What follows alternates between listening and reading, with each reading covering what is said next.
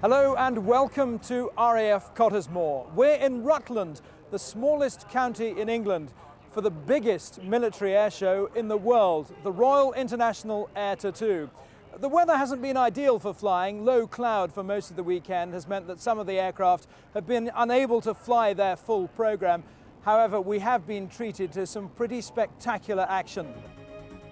In this video, we'll be seeing some of the world's great display teams, including the RAF's Red Arrows and Patrouille Suisse. We'll have solo stars like the Swedish Viggen. We'll have a special feature on Britain's university air squadrons. And 60 years on, we'll be remembering the Battle of Britain. Well, I'm joined now by our aviation expert, Paul Beaver. Paul, these conditions do make it very difficult for display pilots, don't they? Well, of course, every pilot would like to fly in perfect conditions, blue sky, light fluffy clouds, unlimited visibility. But a good display pilot will have a bad weather routine, if you like, a wet weather routine almost. Low cloud, they'll have a way of getting around that. And we've seen that here. We've actually seen some very good flying despite what the weather's thrown up. OK, Paul, thank you very much. Let's get on with the flying then. And we'll start with one of the national display teams here at RAF Cottesmore. They're the White Albatrosses from Slovakia who open the display. Your commentator is Sean Maffett.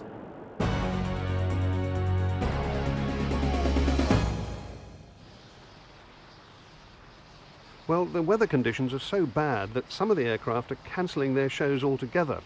So it's a bit of a surprise to see the BLE Albatrossi, the White Albatrosses, take to the runway and actually start their display. So, good on them, a very good effort by this attractive little team from Slovakia in their elegant little red, white and blue L-39 aircraft. They're made by the Aero Company. They take off in 2 sets of 3 under the leadership of Lieutenant Colonel Ivan Chioika, tucking their little wheels up. This is a sort of equivalent to the British Hawk trainer. It's an advanced jet trainer. Doesn't have the same performance as the Hawk, only about 470 miles an hour compared to the Hawk's 645. But then again, it only costs about half as much as the Hawk, so many people would like to go for this type of aeroplane. The White Albatrosses have been coming to Royal International Air Tattoos for quite a long time now. They're great favourites. So it's nice to have them opening the show on what looks like a pretty inauspicious day for the weather. This is a formation they call the Snake, a long line astern. And although they are all streaming their white display smoke, it's almost impossible to see it against the grey clouds there.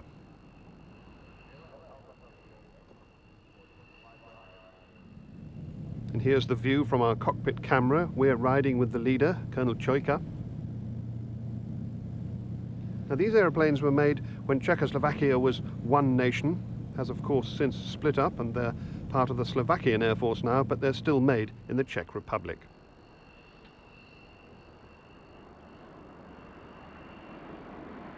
They've been used for training throughout Eastern Europe, including the old Soviet Union, and Iraq and Libya are amongst other countries that use this aircraft for light attack purposes with guns and bombs. 2,500 of them have been built.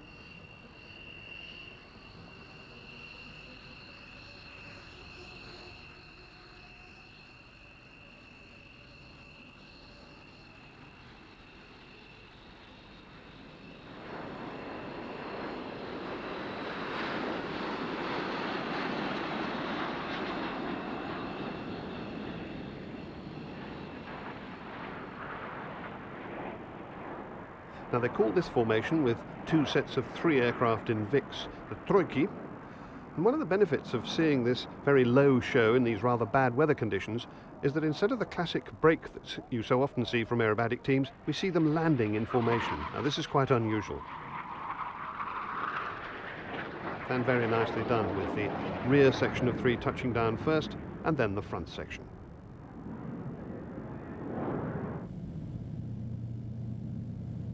Colonel Chioika congratulating his men. The White Albatross team opening the Royal International Air Tattoo 2000. Well, the show has an unusual setting this year. Normally, of course, it's held at RAF Fairford, but the airfield there is presently undergoing major engineering work. That meant that the show organisers had to find another location. Few sites can stage a huge event like this. However, RAF Cottesmore has proved to be a good alternative. The runway is almost as long as Fairford's, and although there's less space on the aprons, they've still managed to squeeze in more than 300 aircraft. As always, this is a charity event run mostly by volunteers in support of the Royal Air Force Benevolent Fund. Over the years, it's raised millions of pounds to improve the lives of airmen, both past and present, who've had to face hard times. But the Royal International Air Tattoo does much more than that. It brings together air arms from all over the world in a spirit of friendship that's become the hallmark of this unique event. It's also a shop window for the aerospace industry, where senior figures from governments and manufacturers meet to do business. And it's the top show for aircraft enthusiasts, of whom many are near experts themselves. In fact, the pilots and ground crew often say there are people out there in the crowd who know things about their aircraft that they don't.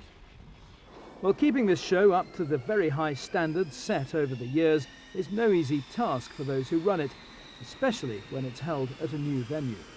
It's been quite a challenge, particularly because we've been 15 years at Fairford in Gloucestershire, and obviously all the relationships have built up with the agencies we work with, from the police through to the bus companies, fire services and the like, and that's really had to be a reinvention of the wheel.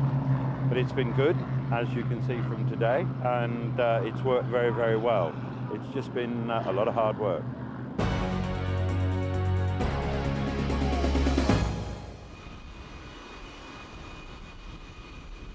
So back to the flying now, and clearly you don't always need an aircraft to get in some practice.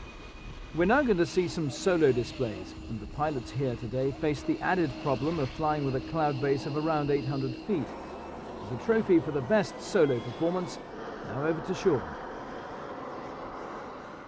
Well, the first of our competitors is Flight Lieutenant Paul Binns of number 16 Reserve Squadron at Royal Air Force Lossiemouth in the north of Scotland, and this is the Jaguar GR3. His display very limited by the low cloud base. In fact, he's actually almost in the bottom of the cloud there, doing a hard turn. It's about all he can do under the circumstances. 360-degree turn, probably pulling more than 6G, his body weight increased by more than 6 times its normal amount.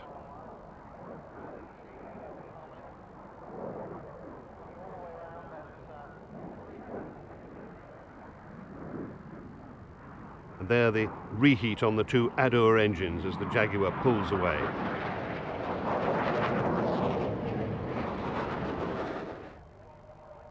Well, Jaguar is a single-seat aircraft, and this is the German Navy Tornado, which has 2 people on board, 2 Kapitänleutnants, Volker Wüetzer and Frank Reimers, the man in the back seat. And the Tornado has variable sweep-back wings. We see them fully swept back here at 67 degrees. Condensation clouds flashing over the top of the wings, all due to the moisture in the air, and there they are coming forward, the sweepback decreasing to the middle range. Now with the wings fully forward and all of the low-speed devices showing those big flaps all the way along the trailing edge of the wing, and that probe sticking out of the front is the refueling probe, demonstrating the low-level maneuverability of the aircraft, rocking the wings there at quite low speed, probably 125 knots.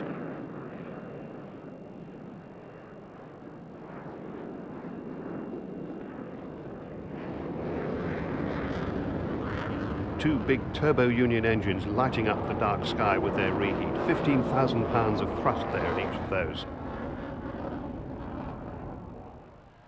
And this little aircraft, also 2 engines, but less than 3,000 pounds of thrust each. This is the Saab J1050 of the Austrian Air Force, number 1 Squadron of the Fighter Wing. Comes from Zeltweg. Warrant Officer Timmy Strömitzer is the pilot here, and I think he's taking it up to test the cloud base there. He comes down again pretty quickly, having decided that he can't go as high as he wants to. Another slow-speed pass here, just like the Tornado, with the wheels down, but not nearly such a high nose-up attitude as the Tornado had.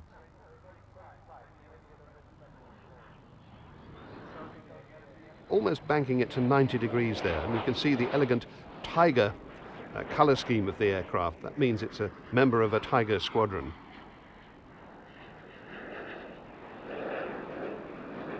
The interesting thing about this aircraft is that in this fit it has 2 ejector seats, but it can replace those and have 4 seats and carry 3 passengers.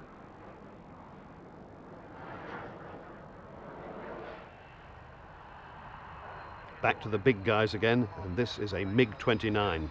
We've got 2 of these. This one's from Hungary, and we'll see one from Poland in a moment. Big Tumansky engines, more than 18,000 pounds of thrust in reheat. Pilot is Captain Peter Kovac. This time last year he was flying in the back seat of the display aircraft when Gyula Vari won the prizes, and he's now taken over from Major Gyula Vari, and we shall see if he can follow in his footsteps and win the number of prizes that Gyula won. Condensation flashing off the wings. And coming in towards his landing now, that amazing shape with the 2-seat cockpit, the front cockpit much lower than the other one.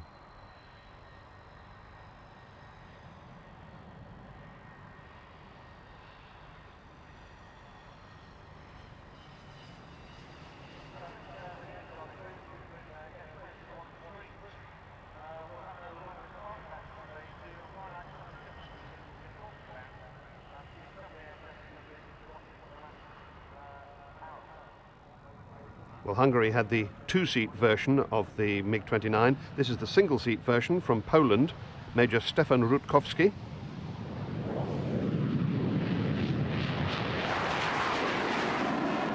Single-seat fighter air defense version. And one thing about this weather and these low cloud conditions is you do get these splendid aerodynamic effects, like those streamers off the wingtips there, and the condensation clouds flashing on top of the wing. You don't have that on a completely dry day. So it sometimes looks as if each of these aircraft have their own display smoke.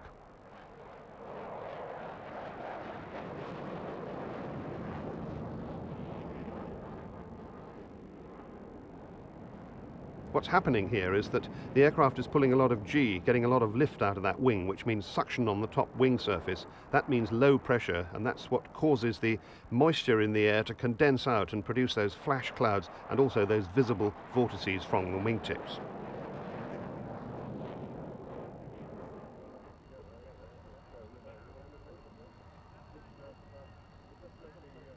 Well, now an aircraft that in the days of the Warsaw Pact would have been in opposition to those 2 MiGs. This is an American-built F-16 and serving with 315 Squadron of the Royal Netherlands Air Force. And the pilot, Captain Robert Bosch, woods to his friends. Now, unlike the other aircraft where they were depending on the weather to produce those kind of smoke streamers, this aircraft has its own smoke generators. And we can join Woods in the cockpit as he does his display. All right, do the last engine check. And here we go, full afterburner. At about 70 knots, the nose steering disengages and the smoke comes on about now. And at 125 knots, we rotate and climb up, gears up, and we go on the left turn, climbing to 500 feet. And it's going to be a min-ready stern, about 210 knots, and trying to aim for the center point, which I'm looking at right now. Still 210 knots and about 3 Gs, 500 feet all the way. Okay, so at the end of the 360-degree turn, do a full 360 aileron roll, smoke comes off, and we go up to about 30 degrees nose high. Do a reversal, and still in full afterburner, coming back around for the inverted pass, which will be at about 500 feet and 300 knots. Smoke will come on pretty soon now. Here it is, and then up and inverted. At the center point we'll do an aileron roll. There we go, all the way around, back level, and at the end of the runway roll back upright. Smoke comes off and we go into a derry turn, in which I will roll the opposite way. Coming back around with full full afterburner, going up to 400 knots at 500 feet again for 3 consecutive aileron rolls. Smoke comes on again. Just tightening my mask there. Here we go. Leveling it out. Smoke is on.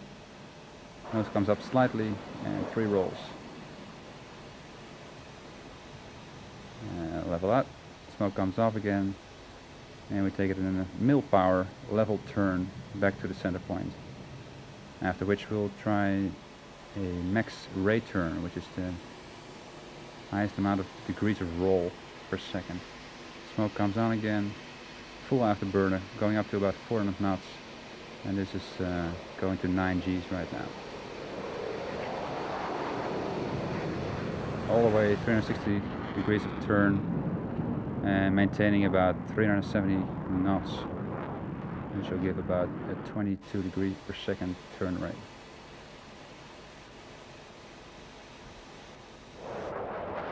End of the max rate turn, do a derry turn, level it out, smoke comes off, and we go to idle power, and the speed brakes come out, and take it hard left around for the slow speed pass, which will be at about 500 feet and slowing down to 110 knots with a high angle of attack, about 25 degrees. Lining up with the center line right here, smoke comes on again, nose comes slowly up, and level 500 feet right now, and established with 25 degree AOA, which puts my nose about 30 degrees up in the air, and 110 knots.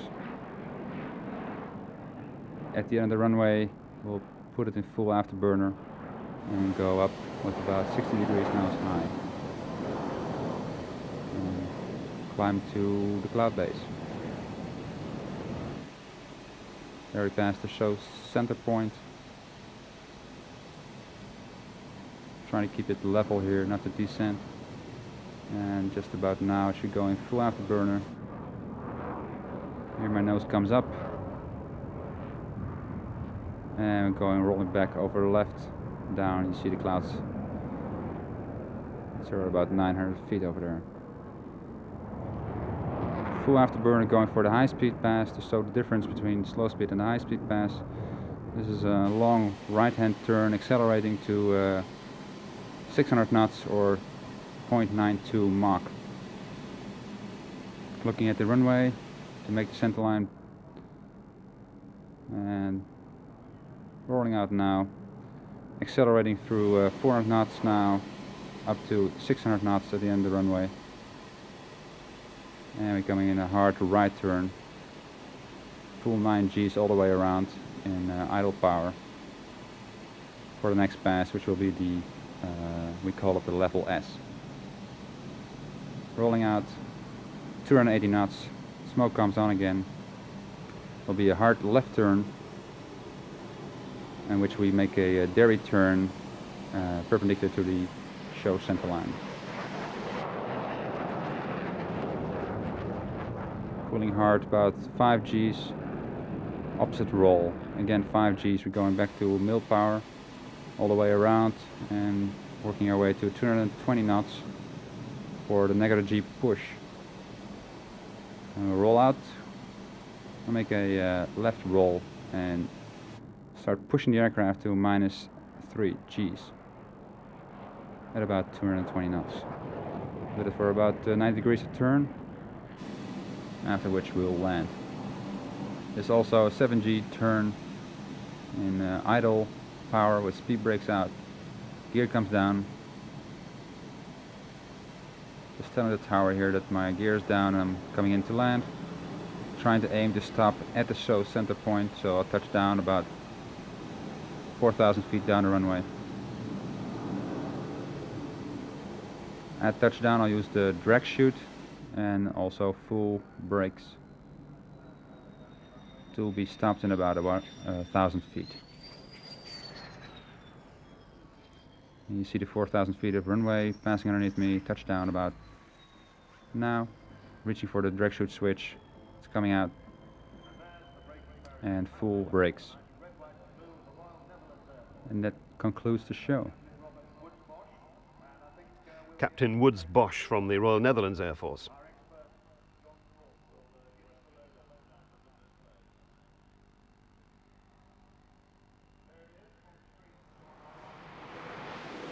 Now another American-built aircraft, the F-18C. This one is from the Finnish Air Force, and Captain Kari Korpela is the man in charge. The Finns use this purely as an air defence aircraft, a fighter aircraft. Very short takeoff run there, helped by the two General Electric F404 turbofans with reheat.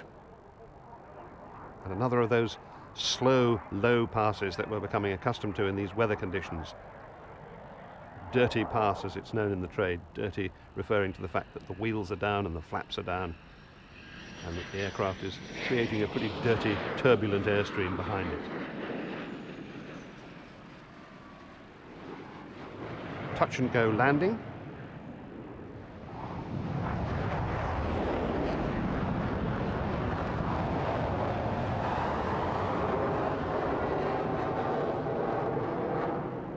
Captain Korpela from the 21st Fighter Squadron, which operates in Satakunta Air Command area in Finland.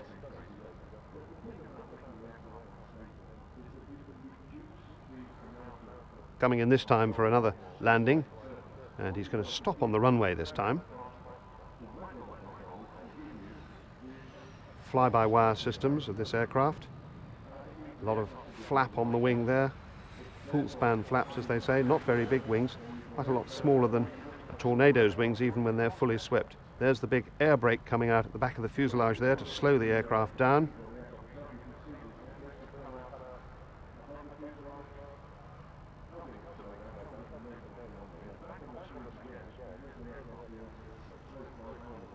And the elevator, that's the part of the tailplane that controls the up and down movement of the aircraft, the fully up position after the landing, but shortly to come down to the neutral position once the aircraft is slowed down. Kari Korpela demonstrating the manoeuvring characteristics on the runway, turning the aircraft around several times in a very tight turn. Now this is a carrier-borne aircraft basically, although the Finns don't use it that way. They don't have any carriers, but it was designed for carrier use for the American Navy. The Sidewinder missiles on the wingtips there, AIM-9, and this aircraft also carries the AMRAAM, the Advanced Medium Range Air-to-Air Missile. With the aircraft parked across the runway, Kari Korpela is folding the wings up, because that's another aspect of a carrier-borne aircraft. It needs to take up as little space as possible when it's parked, so you fold the wings and you get a good view of the AIM-9 Sidewinders on the wingtips as they're folded. And unfolding again.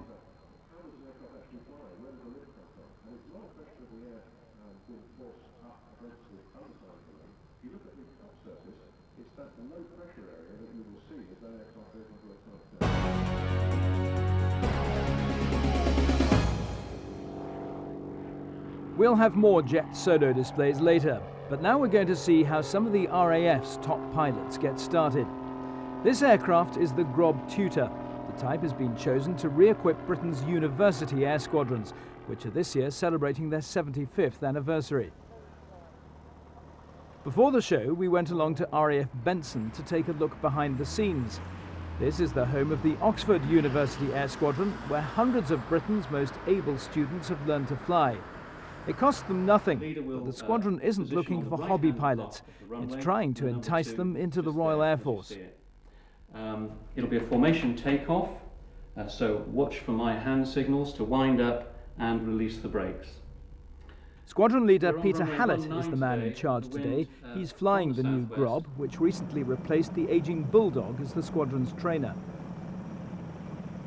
Camilla Vaza is in her first year at St Anne's College.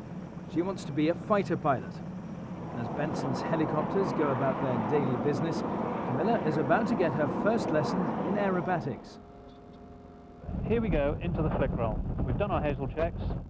We've got selected full power, trimmed the aircraft, and the flick roll is always entered below 100 knots, okay? And it goes like this. Here we are, pulling up there, and at 100 knots, there. And then centralise, and you come out of it. That was done by the instructor. Now Camilla is going to have a try herself.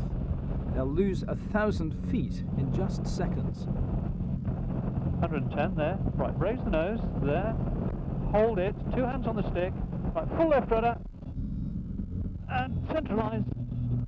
Okay, and one more time. And centralise there, that's it. Okay, Camilla, that was great. We'll have to do a little more work on the recovery.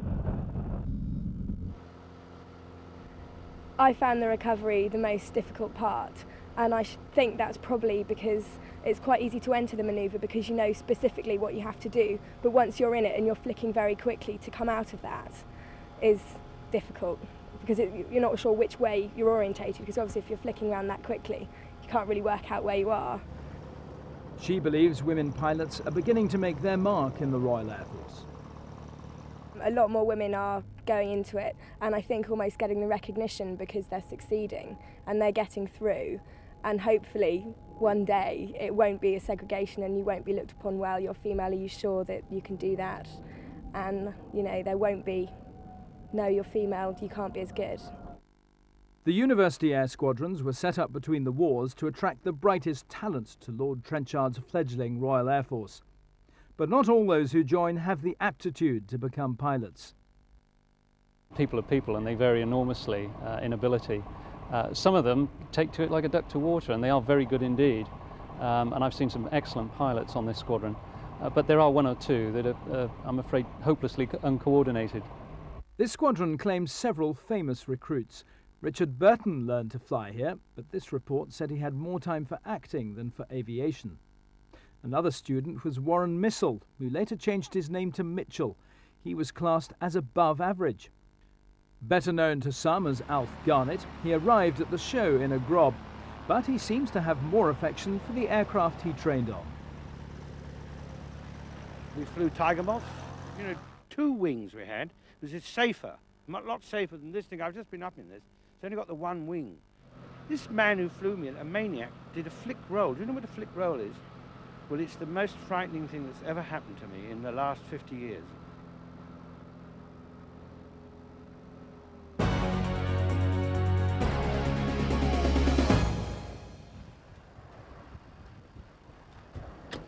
A frequent royal visitor to the show, Prince Faisal of Jordan. He's here to meet his country's national display team, the Royal Jordanian Falcons. Traditional greetings there.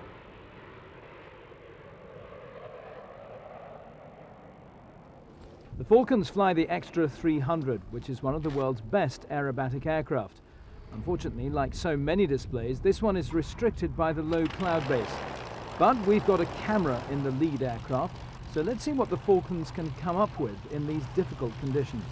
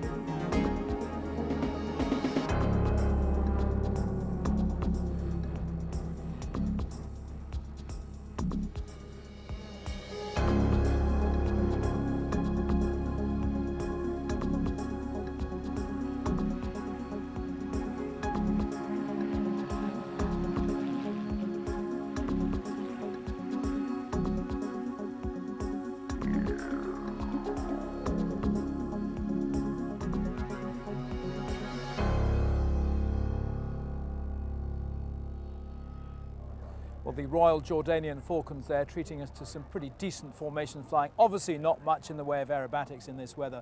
Paul Beaver is with me. Paul, what is the essence to good formation flying? Well, Rob, like everything you do when it comes to flying or anything else, I suppose, it's practice, practice, practice. And a team like the Falcons will continue to practice, they'll train, and a good team will have two types of display. They'll have the display they can do in good weather and that they can do in bad weather. Yeah. It obviously helps, I would assume, having a good, powerful aeroplane. I flew with the Diamond 9 formation team in their Tiger Moths, a delightful experience.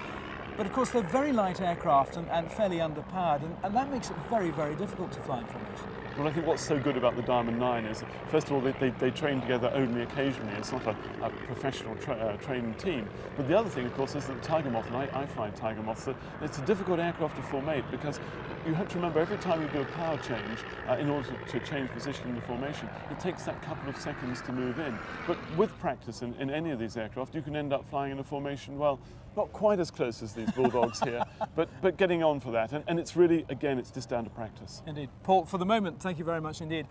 We're unlikely to see this next group of aircraft do too much in the way of loops and rolls. We're going to move up a gear or two now in terms of size.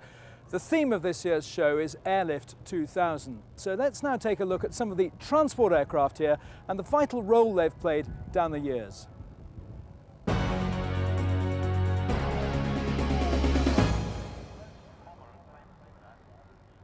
Well, we're opening the Airlift 2000 segment of the show with an aeroplane that doesn't look very likely. This is the Lancaster bomber, indeed with its bomb bay doors open. But it's here because the Lancaster was used for humanitarian purposes towards the end of the war, for dropping much needed food supplies to the Dutch. The war was still on and the Germans actually allowed this to happen. They even kept their guns down so that the crews could see that they could fly over and drop humanitarian supplies from that big weapons bay.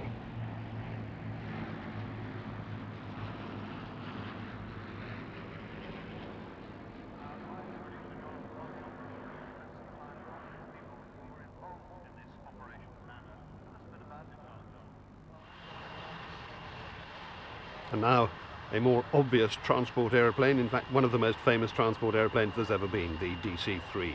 The Dakota, to give it its British name, or even the C-47 as the US military called it. Taking off here and making use of that big rudder to keep it straight on the runway, because aeroplanes with tail wheels do have a problem there, lack of directional stability as they start their takeoff run. By far the most widely used military transport in history, the US military production of these was more than 10,000. After the US Army Air Force took delivery of the first C-47 in 1938.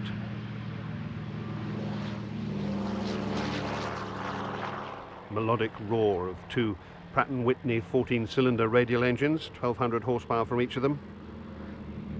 A lot of countries built these besides the United States, including the Soviet Union. They built 2,700 of their Li-2 version, and more than 80 countries have used this aeroplane. The last one was built in May 1946. This particular aeroplane was built in 1943. During the Second World War, it served with the United States 9th Air Force, then with the Royal Air Force, and finally with the Royal Canadian Air Force.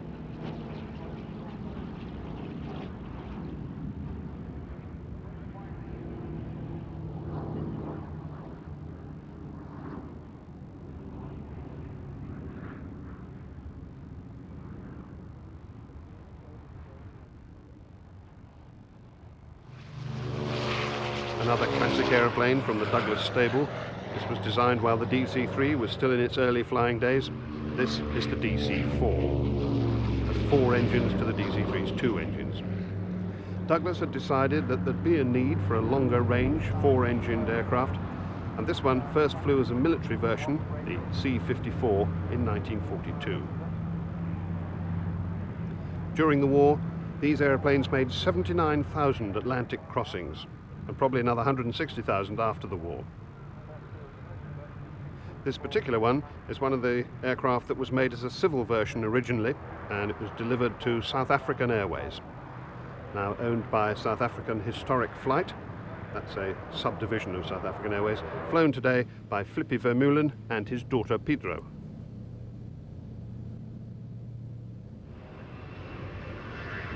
Now here's a rather strange looking little transport aircraft. This one's from the Ukraine, from the Antonov stable. It's the AN-72.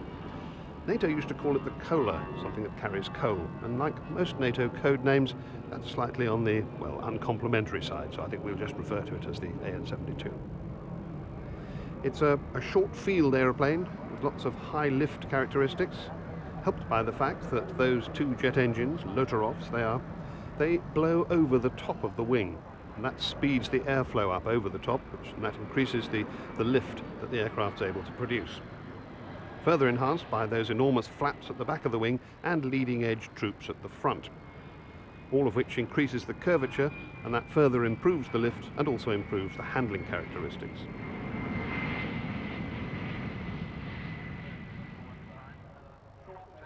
And this aircraft is from the Polish Navy, the 3rd Naval Aviation Squadron from Naval Air Station Siemierowice.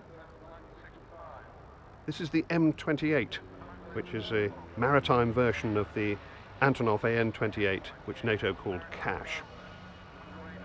It's been flying since 1967, this aircraft, the turboprop version of the much earlier AN-14, which they rudely called the Clod. But this particular one is modified by the Polish Navy for maritime patrol. You can see the Polish insignia on the tail fin there, and it's got the big ARS 400 maritime radar, and it's mostly used over the Baltic Sea on these patrol missions and also for search and rescue purposes.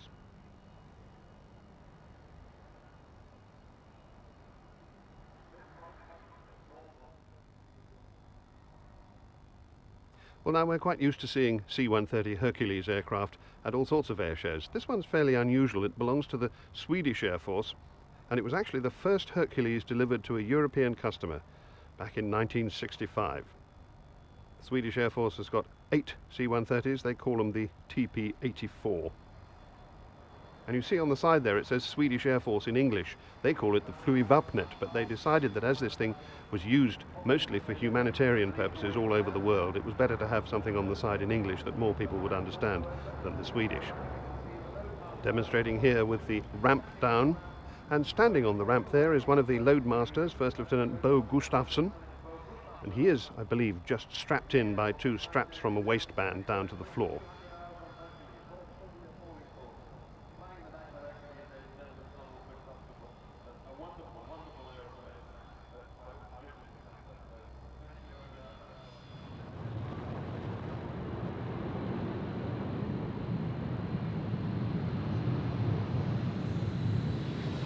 More American transport power here. The aging C-141B Starlifter. Been very successful for the US. It entered Air Force service in 1964, part of the Strategic Airlift Force along with the C-5 and now the C-17. An absolute workhorse, this, of airlift aircraft, the Air Movements Command of the United States Air Force. They're actually going to be retiring these quite soon, but more than 240 of them have participated in just about every wartime contingency and humanitarian airlift effort all over the globe.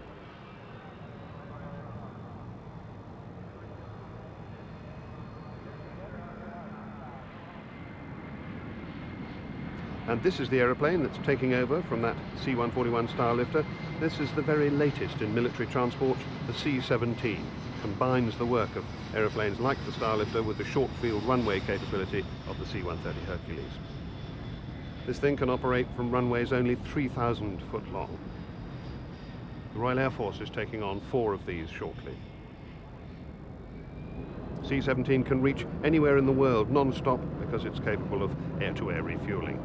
It can carry more than 170,000 pounds of cargo.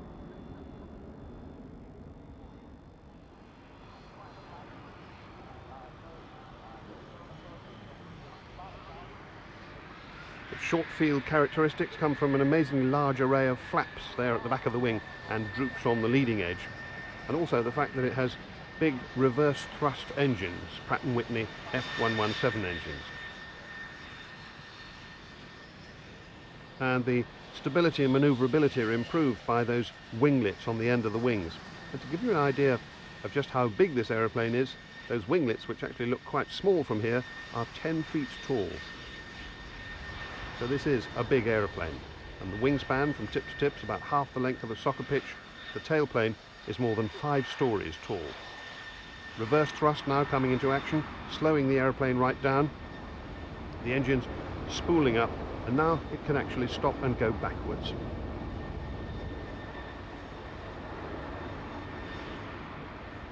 This is very useful in restricted areas in small forward airstrips. You might not have the space to turn around, so you just back out of your parking space.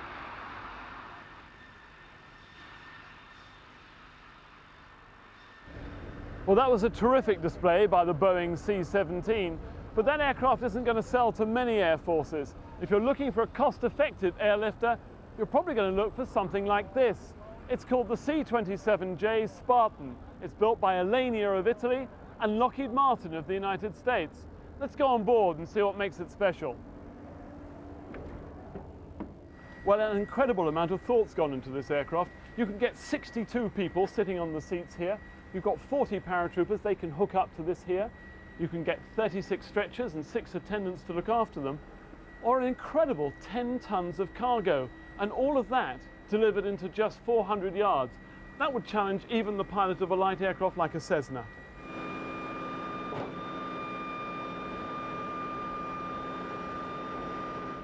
To find out the secret of this incredible performance, we're better than to come onto the cockpit and meet the test pilot, Enrico Scarabotto. Enrico, what's the secret of this aircraft? This aircraft is very maneuverable and nice flying qualities, even at low speed. And the engines, they are very powerful and easy to handle, just a single lever for each engine, like a jet. Basically easy to fly. The avionics, it's all integrated for a better situational awareness.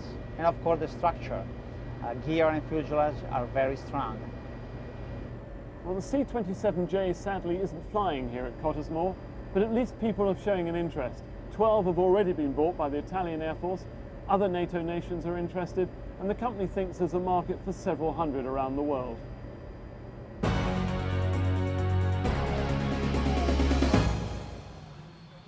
Well, we're now going to see another of the national display teams here at Cottesmore.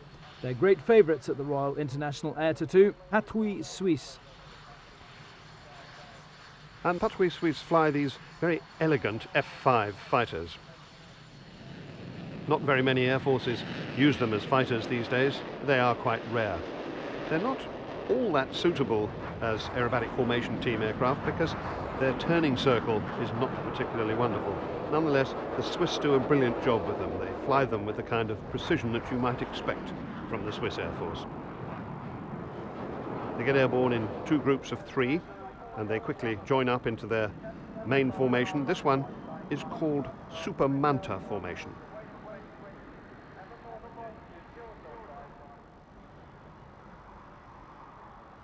And they've changed it already into another formation called Speer, the spear, and you can see the Swiss insignia on the underside of the aircraft there.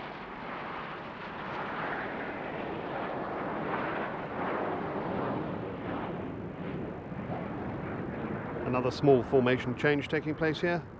Formation teams do this kind of thing all the time. And as they head in back towards us, we're looking for our first break. 2 aircraft split away, leaving 4 in the formation.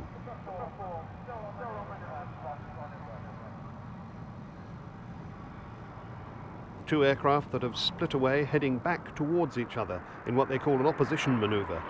Combined speed of more than 600 miles an hour.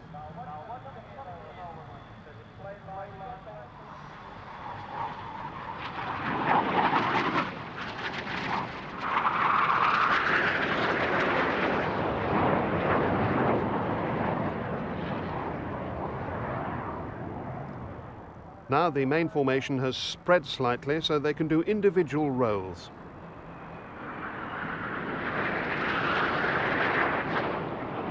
They're clicking straight back into their precise shape.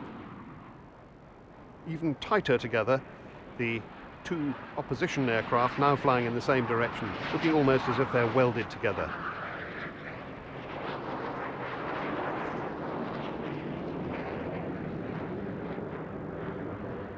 Tight formation also reflected with 4 aircraft, an extraordinary sight this.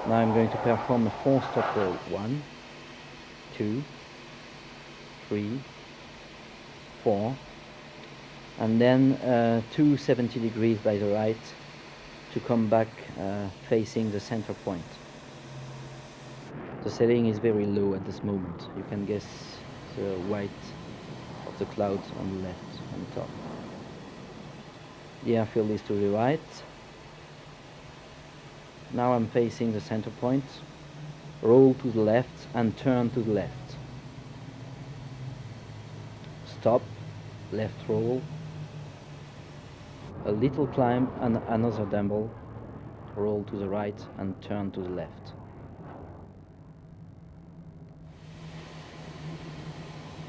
This gave me the opportunity to come back to the center point at 45 degrees angle. Roll to the left and turn to the right. I stop the turn and roll to the right. I'm on the axis, a little dumble to the right. You see, I'm just about in the cloud.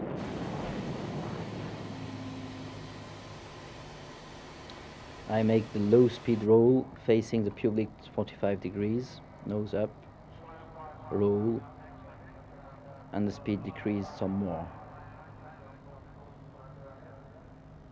At the moment I'm 120 knots, taking the axis, and now I'm reaching about 100 knots. And facing the center point, you can guess here, I will be around 90 knots.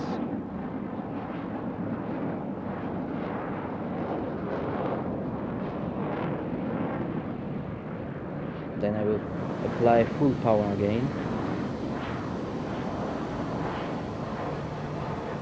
Full power with a green light.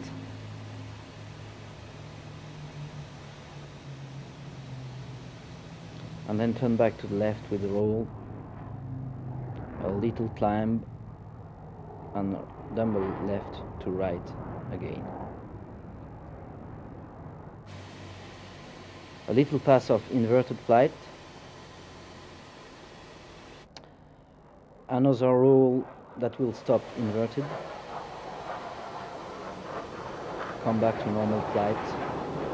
And a sharp right turn and left. Normally I should have done a kind of barrel roll, but it was impossible to do that today at this place. The clouds were too low. As well as the Mirage 2000, we have a pair of much older Mirage F1Cs. These have actually been flying for 34 years of these aircraft, but they fly together in the most splendid formation. These two aircraft come from the 3rd Squadron of the 33rd Wing, the Lorraine Fighter Squadron at Reims, Reims, where the champagne comes from. We call them the Champagne Pair, I suppose. And the pilots are Captain Stéphane Thomas and Captain Guillaume Paul. Voltige Victor, they call themselves, the Victor aerobatic team. Not much chance for aerobatics, but we do see the Cross of Lorraine on the lead aircraft there, because this is the Lorraine Fighter Squadron.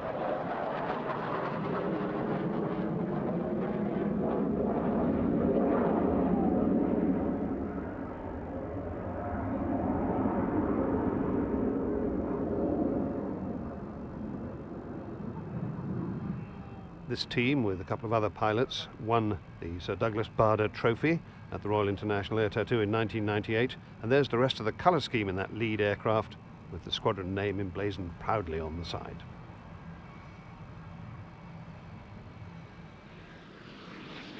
Well, we're back now into the solo jet aerobatic competition, and this little aeroplane looks a bit unlikely against the big MiGs and the Tornadoes. This is the Fouga CM-170 Magister, a little tiny aeroplane, the first ever basic jet trainer in the world, and the pilot, Commandant Aviateur Jean-Charles Kotvich-Hernicek, and he takes it off by kind of raising the undercarriage and then flying down the runway at the same height. He also has smoke generators on his aircraft, and this is the most beautiful display. It's a lovely little aeroplane, this.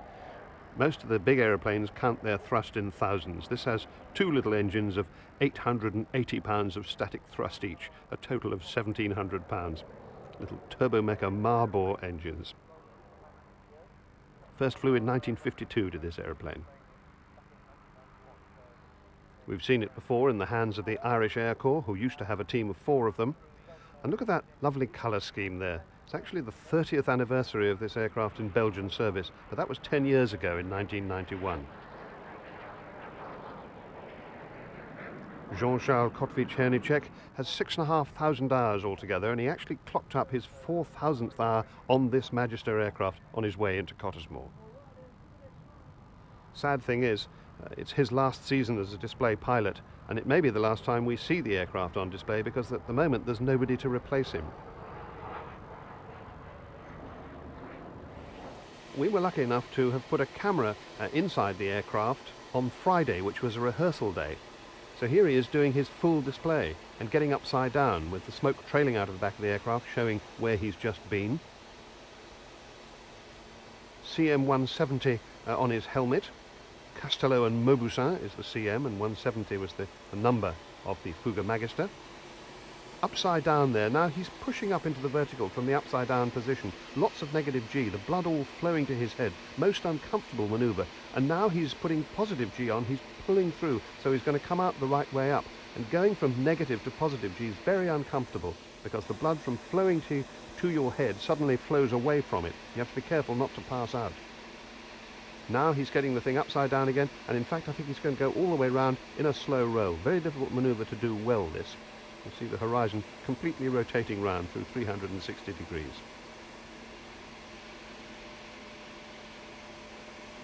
Not staying flat for any length of time at all, pulling up into the vertical again. There's the airfield vertically below us, and then pulling through, the horizon appearing.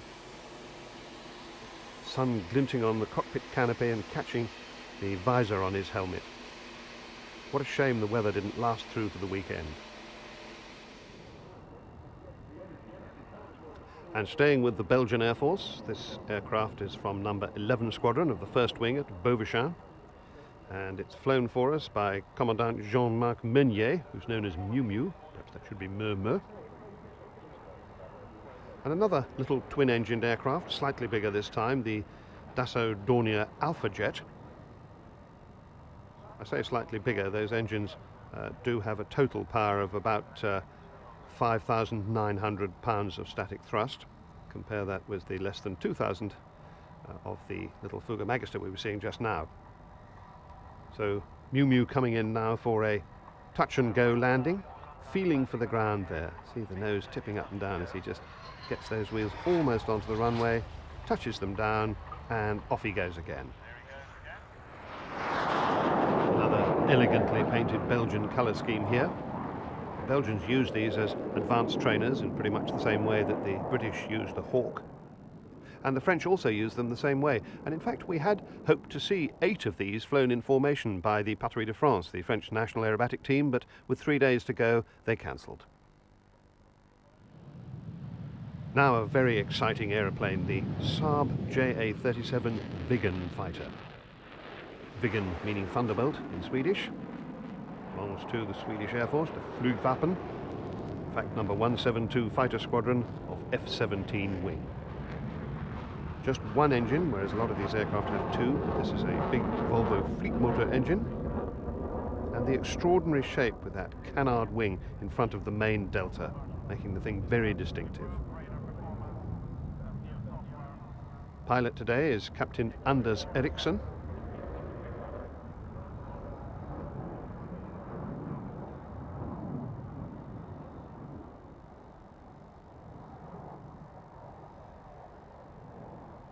Strange look at the back of the aircraft there with a gap in the jet pipe. More about that later. That's a big fuel tank on the centre line there underneath.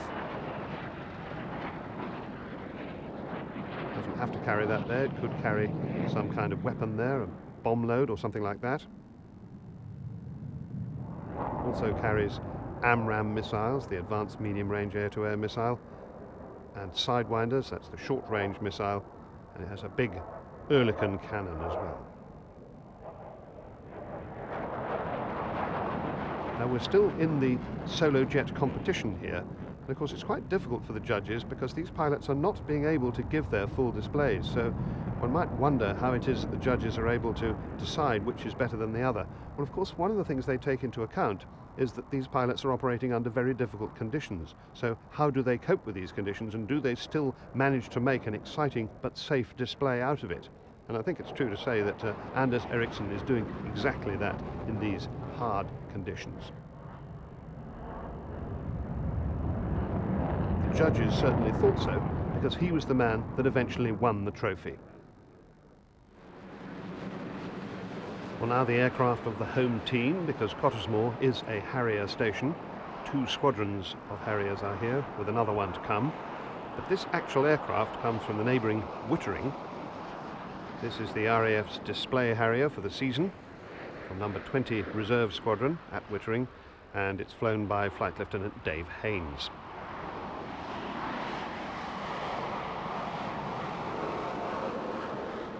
The Harrier, the vertical and short takeoff and landing aircraft, its so-called vectored thrust that allows it to fly down to 0 speed, in fact even to minus speeds, that's to say going backwards, as well as behaving more or less like any other jet fighter. And there a good view of the jet nozzles, or one of the 4 nozzles, pointing almost vertically downwards, just behind the squadron crest there, and that is what is supporting the aircraft in this very slow speed manoeuvre. It's balancing on 4 columns of jet thrust.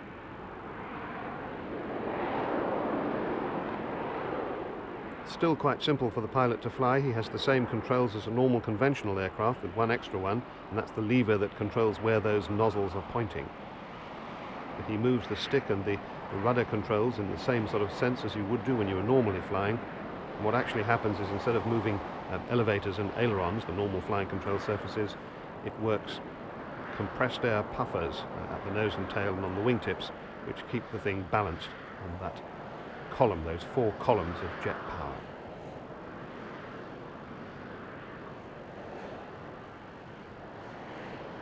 Dave Haynes is actually stationary there and spinning the aircraft round on a point, but now tilting it up and moving it forwards and doing a manoeuvre that they call flying up the valley side, starting from a valley floor and then flying up the steep side to get out of a valley while flying across it.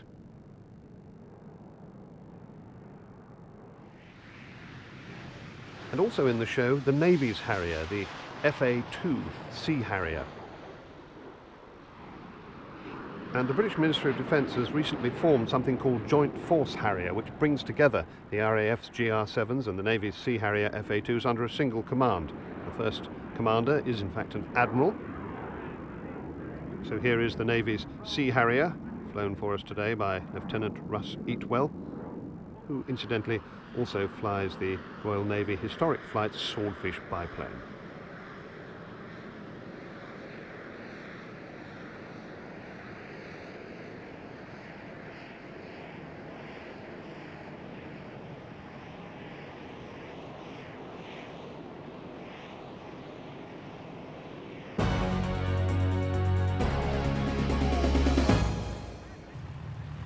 Well, we now come to the main theme of this event, the 60th anniversary of the Battle of Britain. And some of those who took part in that famous campaign have made a special trip to Rutland to see the show. The few, as Churchill called them, are now even fewer. Some 3,000 pilots flew for RAF Fighter Command in 1940, but only around 300 survive today. The battle was fought over 3.5 months as the Luftwaffe tried to subdue Britain's fighter squadrons in preparation for invasion. Through the summer and early autumn, there was a desperate struggle for air superiority as Spitfires and Hurricanes fought off the German bombers and their escorts. Often they were heavily outnumbered, but in the end it was the RAF who won the day.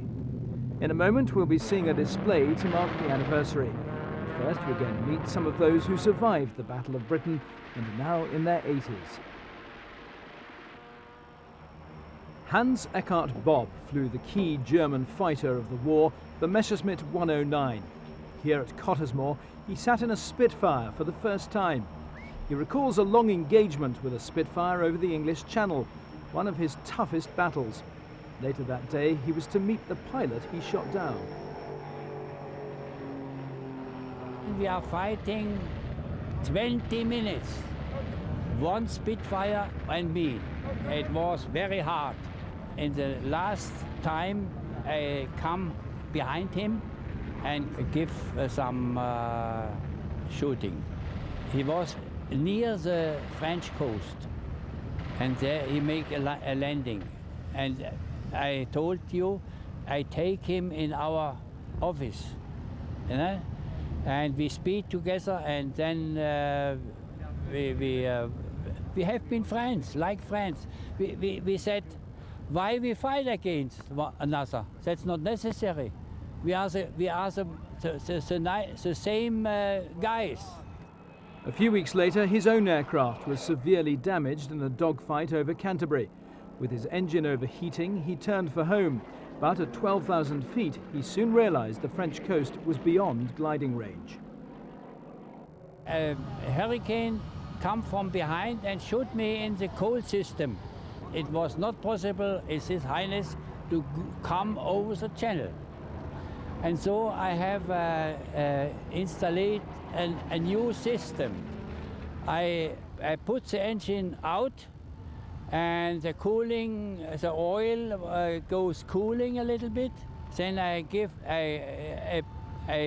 push the engine on and give full power and go on like this. And so in steps I come to France coast, and there I make on the coast I make a landing. Ken Mackenzie was posted to Kenley after just 16 training flights on the Hurricane. A week later, he ran out of ammunition while chasing a damaged ME-109 over Folkestone. It looked as if the German aircraft would escape, but Mackenzie wasn't giving up. And there was some glycol streaming from the engine, actually, and I followed him down, and I thought, well, if I could put my undercarriage down, I could clip his tail fin off with the undercarriage. But having the undercarriage down, my speed was too low, actually. So I put the undercarriage up again and formated on him again with my starboard wing near his port tail plane. And I thought, well, if a bit of a bang on his tail plane, which is small, and I've got a big wing, it will come off. And it did. And his port tail plane came off, and he went straight in. We were about 80 to 100 feet off the sea, and about 3 feet broke off the end of my starboard wingtip, but that had no effect on the flying, actually. Gerald Stapleton's Spitfire was shot down over Essex. He thought of bailing out, but decided to attempt a forced landing. I still had some control with the engine, although the radiator had been pierced, because I could smell the glycol coming into the cockpit. Because the first thing you do is open your hood. First thing you do. So I started to glide, and the Spitfire will glide at about 1,000 feet, lost in height, covering a mile on the ground. Eventually, I landed, I overshot a stubble field. The harvest had been reaped, and I finished up in a hop field. I got out, got my parachute out, and walked to the lane, which was about 30 or 40 yards away, and there were people there in an Austin baby saloon, man and wife, 2 children, and they offered me a cup of tea, and I said, thank you very much.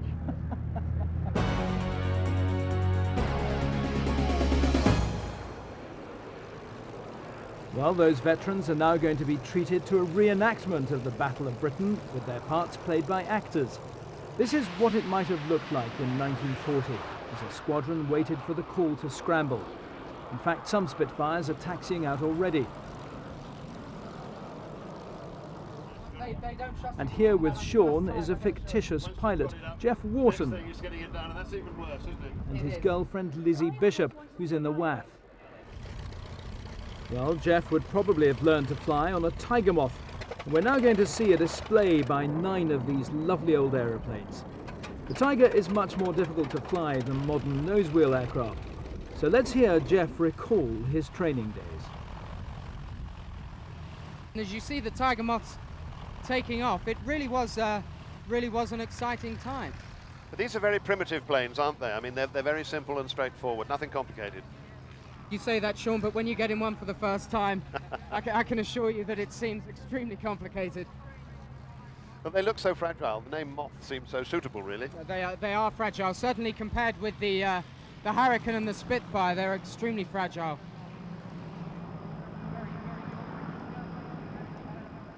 Of course, as part of this theatre of the air, we don't only have human actors, the aeroplanes are acting a story.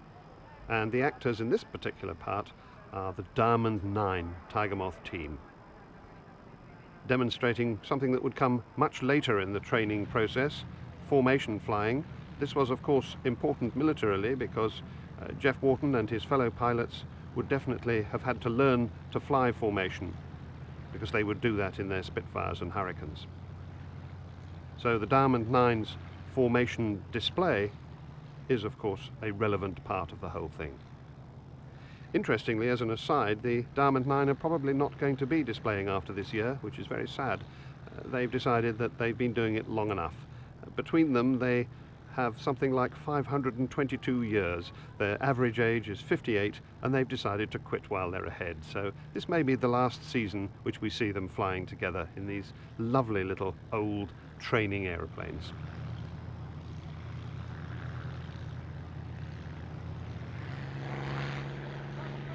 Well, the Battle of Britain pilots may have trained on the fragile Tiger Moths, but soon they were onto the real thing, the Spitfire. And the first solo was always difficult because they'd never handled retractable undercarriage before. That wobbling of the wings always happened when they had to change hands on the stick before getting to the lever that pulled the main undercarriage up.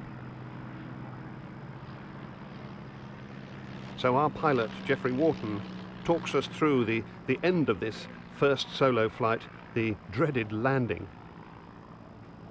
He doesn't want to come in flat to the runway. If he does that, he's not going to be able to see anything. He'll keep that arc going for as long as he possibly can and then flatten out at the last minute. And he's bringing it round extremely well. And there we go, still not level yet, just arcing around. And here we go. Here we come, just leveling up now, and let's see how he does on the landing. Bit of a bounce there. Better than I did, I have to say, though. Well, but he's got it down the second time. Very glamorous, and he gets paid 7 and 6 a day, Sean. So he's probably straight off to the bar after that experience.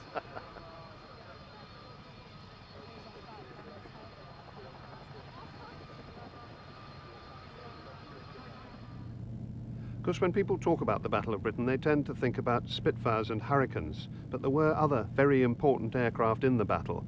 In fact, when Churchill made his famous speech about so much being owed by so many to so few, he immediately went on to say how important was the work of the bombers. And it was bombers like this Blenheim that were doing that work, along with the Whitleys and Hampdens. They were taking the battle to the Germans in their own heartland and also to occupied France, while the Spitfires and Hurricanes were defending our heartland over Britain. The Blenheim is particularly relevant to the battle, though, because as well as a bomber version, there was a night fighter version, which did actually fly during the battle. The view from a camera mounted on the fin of the aeroplane here, with those two big Mercury engines thundering away in front.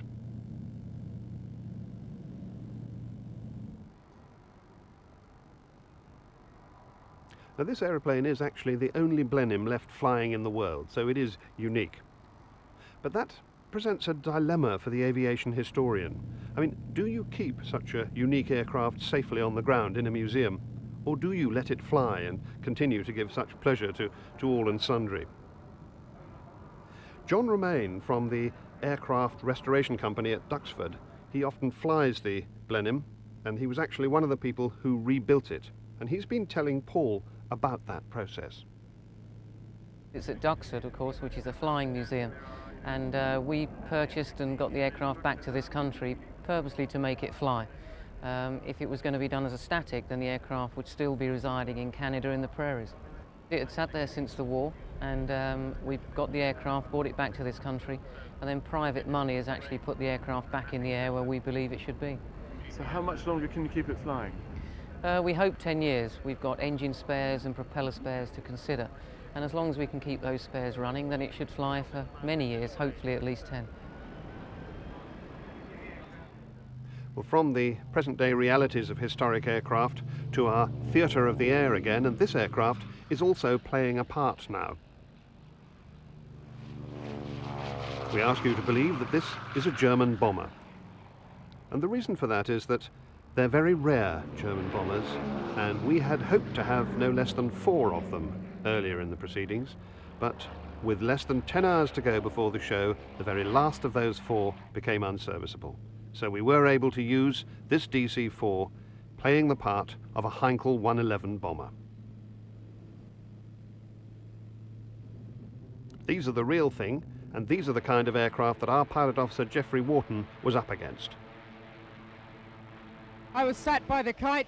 We heard a scramble vectored onto 90 incoming Heinkels, Angels 1-5 Buster. I got over to the kite as quickly as I could. My Oak had my parachute. I jumped in. They strapped me into the harness. I checked all the dials, got the throttle going, taxied out, weaved my way out there, pulled the stick back, but unfortunately Smithy had gone down in the drink the day before with low oil pressure. I was so worried about my oil pressure, I forgot to get the gear up, and well, as I got into the air, you know what happens then, Sean, the coolant started to increase in temperature, but it took me a while to get up. I got up with my leader, who gave me a good shouting to when I was up there. I'd have probably screamed back at him, but my mouth was so dry over the RT. So here is that Heinkel 111 that Geoffrey and his colleagues had been scrambled to intercept.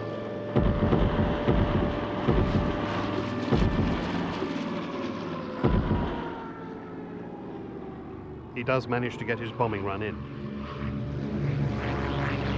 But the Spitfires are up after him.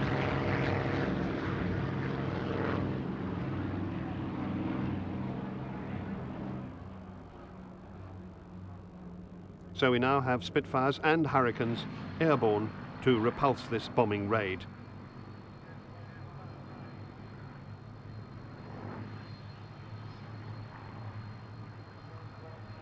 It was always, of course, worthwhile to try and destroy the enemy's aircraft, whether they'd completed their bombing runs or not. And usually the object was to shoot them down, but occasionally one could be forced down onto the ground, which was a valuable thing to do because, of course, you would then have the actual aircraft and its crew captured. And the Spitfires are close up behind the Heinkel bomber now.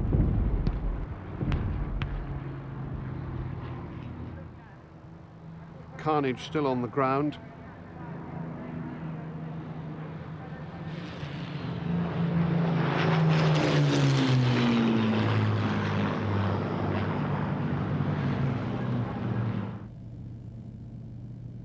Warwick Brady in the cockpit of one of the Spitfires, playing the part of another of Geoffrey Wharton's colleagues.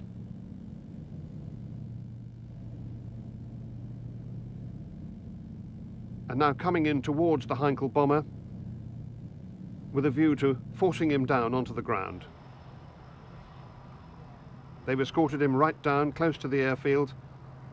The fighters stay airborne. The bomber gets its wheels down. And as it touches down, the fighters pull away.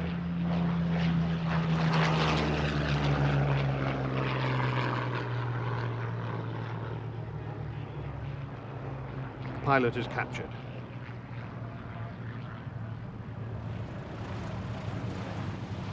No more bombing raids for him, but instead a prisoner of war camp.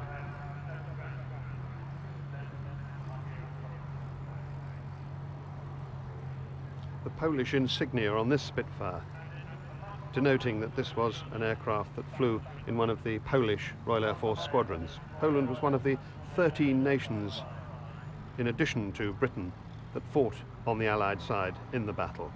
And those flags represented here, of Poland, New Zealand, Canada, Czechoslovakia, Belgium, Australia, South Africa, the Free French, Ireland, the United States, Southern Rhodesia, Jamaica, and Palestine. And here, the veterans, the people who actually fought in the battle, watching this commemoration. And now the missing man formation, 4 Tornado F-3 fighters from number 56 Squadron, one of the Battle of Britain squadrons. The aircraft on the leader's left pulls up and out of the formation, and the gap that is left signifies the missing airman, the one who does not return from the combat.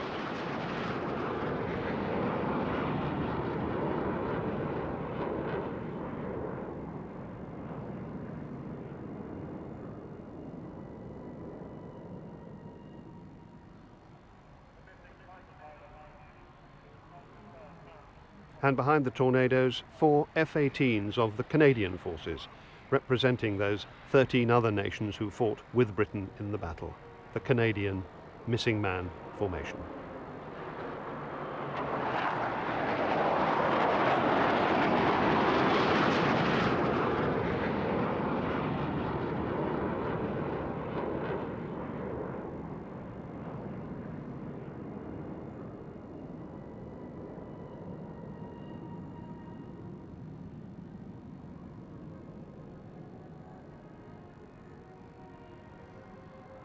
Very moving stuff. Well, no air show would be complete without the world's premier aerobatic team, the RAF's Red Arrows. They'd just flown over the 9 Red Hawks in Vic formation with a Hawker Hurricane tucked up in the box. A wonderful sight. 9 today as normal, but in fact yesterday there were only 8. We understand that Red 5 suffered a bird strike on departure from Scampton and had to return to base. Happily, he landed safely and is with the team once again today. But who needs 9 Red Hawks when you can do this with 8?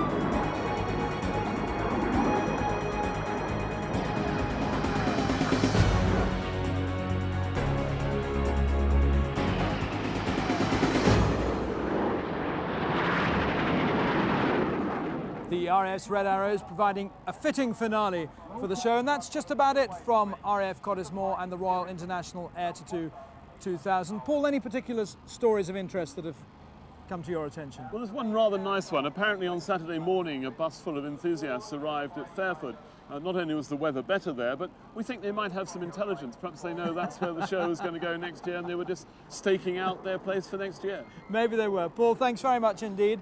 That's it from us here for this year. We hope to see you next time, wherever we may be. But from RAF Cottesmore and the Royal International Air Tattoo 2000, it's goodbye.